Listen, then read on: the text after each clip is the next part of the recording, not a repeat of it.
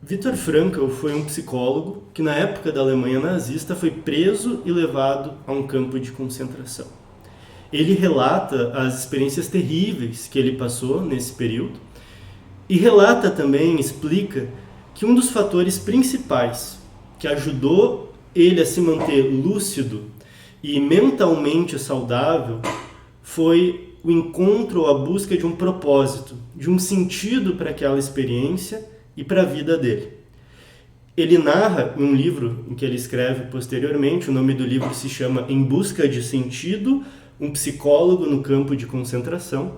O Viktor Frankl narra a importância do sentido, do propósito de vida para manter o bem-estar psicológico. Isso posteriormente, dentro do que hoje nós entendemos como psicologia positiva, é um dos elementos fundamentais para a busca da felicidade. Então, por exemplo, Martin Seligman, que foi presidente da Associação Americana de Psicologia, identifica o propósito como um dos elementos fundamentais para a busca da felicidade. Isso está no livro dele, por exemplo, A Felicidade Autêntica. Eu falo sobre isso porque ao longo da minha própria trajetória, ao longo da minha própria vida, várias vezes eu me deparei com a questão do propósito, com a questão do sentido, e isso me fez mais de uma vez que eu mudasse a minha trajetória profissional. Eu originalmente me formei em física, eu fiz bacharelado em física médica, e foi uma área que eu gostei muito de atuar, foi uma área que eu aprendi muito e que até hoje eu gosto de estudar, mas não era algo que eu via sentido, eu não sentia que era algo no qual eu poderia contribuir. Meu mestrado foi em engenharia, mas trabalhando com simulações computacionais de interação da radiação com a matéria, que também era uma área que eu gostava muito de estudar, mas eu também sentia que faltava algo onde eu pudesse ter sentido na minha vida, onde eu realmente pudesse contribuir de uma forma mais relevante. E tudo isso acabou me levando para um doutorado na área de ensino de física, mas realmente pensando em reflexões sobre a educação, sobre o ensino de uma forma geral. E foi aí a primeira vez onde eu realmente encontrei um local onde eu senti no meu coração que realmente aqui eu posso contribuir de alguma forma. E mesmo depois de ter feito o doutorado para o ensino, daí eu fiz licenciatura, comecei a atuar como professor, ainda assim várias vezes a crise sobre o sentido da vida, a crise sobre o propósito da minha prática acaba aparecendo, e eu fico feliz que isso apareça, porque toda vez que isso aparece, eu volto a refletir e pensar como que eu posso dar sentido à minha existência e como que a minha própria prática profissional, como que o meu exercício da minha profissão, da prática docente, pode de alguma forma trazer sentido, contribuir para a construção de um mundo melhor. Eu acredito que todo mundo que trabalha com educação, que trabalha com ensino, em alguma medida se identifica com essa carreira em um nível existencial. Acredita que pode de alguma forma contribuir para a vida das outras pessoas, que pode de alguma forma contribuir para um mundo melhor. E isso é, de certa forma, o que dá sentido, o que dá propósito ao nosso trabalho e, em alguma medida, à própria vida também. Eu entendo que quando a gente trabalha com educação, talvez esse propósito se manifeste em duas grandes dimensões. A gente pode pensar num contexto mais amplo, em que o sentido, o propósito se dá na medida em que a gente busca e trabalha pela valorização da educação, pela valorização simbólica e material dos professores, pelo investimento maiores na educação pública e pela valorização simbólica do professor e da professora na sociedade, e tenta realmente construir coletivamente uma sociedade mais justa, em que as escolas, em que a educação faça sentido e realmente contribua para a vida das pessoas. Esse é um exercício que pode ser chamado de político e é um exercício amplo que se dá no dia a dia em diferentes esferas.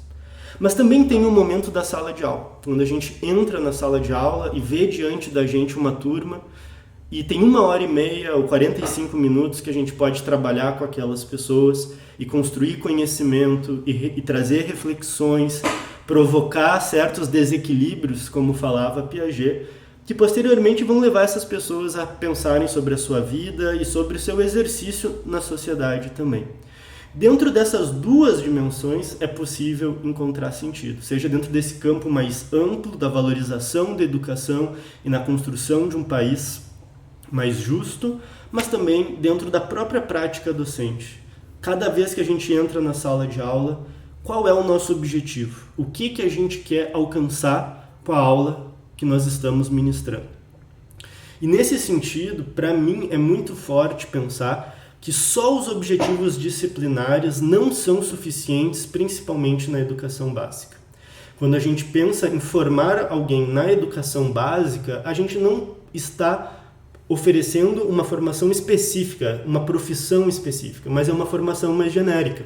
Como prevê a própria legislação e os estudos da área, as pesquisas, está se formando para a cidadania. É uma formação geral para o exercício da cidadania, da construção coletiva da sociedade. Como que o meu exercício como professor de física, ou alguém de matemática, ou de português, ou de história, como que essa prática, como que a aula pode contribuir para essa formação cidadã? Esse objetivo, que atinge um ponto mais amplo, mais profundo, está associado com essa formação no sentido da educação, que é como a gente discute num vídeo anterior, esse desenvolvimento de dentro para fora. Desenvolver forças, virtudes, desenvolver pessoas que vão agir e construir um mundo melhor. Por isso, eu considero que em toda aula, a gente sempre deve buscar e esclarecer para nós mesmos qual é o objetivo disciplinar, técnico daquela aula, que normalmente é determinado pelo currículo, mas também qual é o nosso objetivo educacional. Que reflexão mais ampla é essa que a gente quer trazer? Como a nossa aula vai ser estruturada para que esse aluno seja impactado e leve isso para a vida dele também, ou para a vida dela. Isso é o objetivo educacional. E acho que quando a gente se alinha com esse objetivo educacional, a gente dá sentido para essa prática docente, dá sentido para esse exercício da docência. Esse objetivo, isso é importante que fique bem marcado, ele parte tanto, claro, do docente que propõe um objetivo, mas também do próprio coletivo. O professor ou a professora tem que ter a sensibilidade de reconhecer em que contexto está atuando, com quais demandas, com quais necessidades, o que faz sentido para essas pessoas, o que elas estão precisando.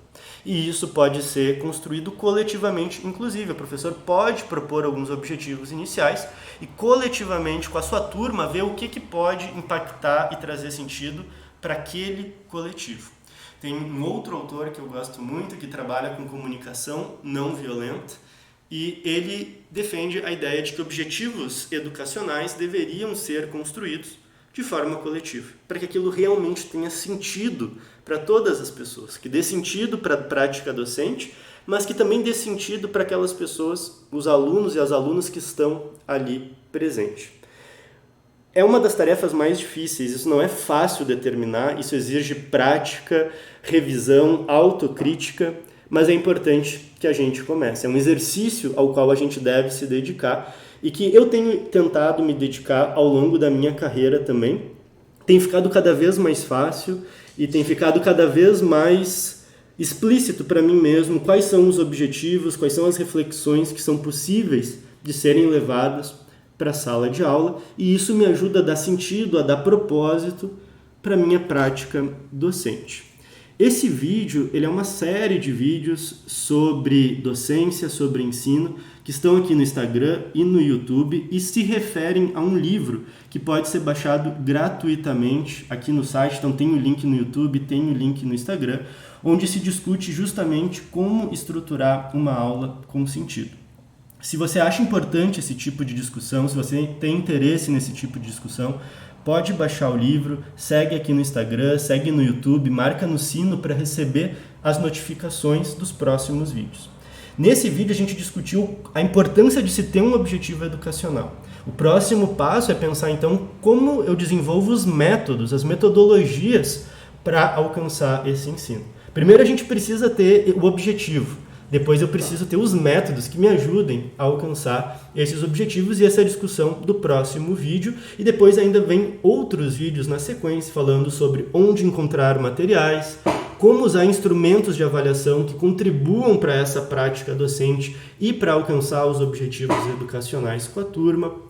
E, enfim, um encerramento onde se propõe uma estrutura, um fluxo que ajude a estruturar essa aula.